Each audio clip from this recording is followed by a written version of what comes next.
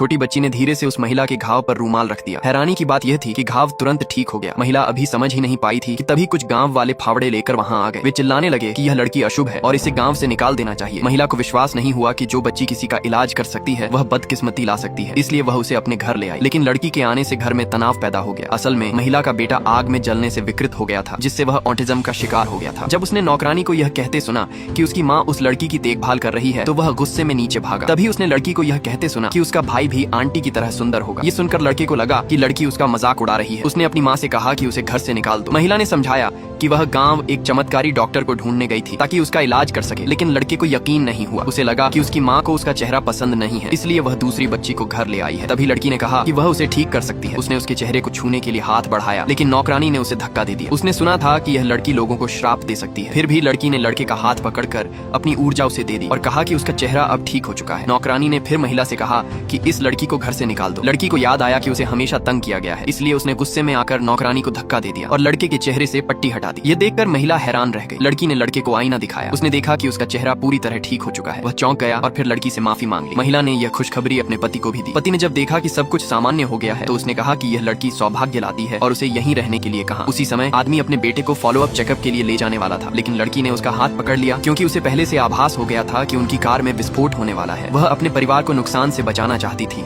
लेकिन उसे डर था कि अगर वह यह बात बताएगी तो लोग इसे श्राप समझेंगे, इसलिए उसने उन्हें जाने से रोकने की कोशिश की। लेकिन नौकरानी को लगा कि वह फिर से परेशानी पैदा कर रही है। लड़के ने लड़की को शांत किया और कहा कि वह उसके लिए एक तोहफा लाएगा। फिर वे लोग कार में बैठ गए। लड़की को पता था कि स्थिति गंभीर है, इसलिए वह नौकरानी से छूटकर दौड़ी और कार को रोक दिया। तभी कार से तेल लीक होने लगा। लड़की ने महिला और लड़के से दूर रहने को कहा, लेकिन आदमी की सीट बेल्ट अभी भी बंधी हुई थी। माँ और बेटा देख रहे थे कि कार के नीचे आग लगने लगी है। उन्हें समझ नहीं आ रहा था कि क्या करें। तभी लड़की फिर से आगे बढ़ी और आदमी की सीट बेल्ट खोलने के लिए दौड़ी।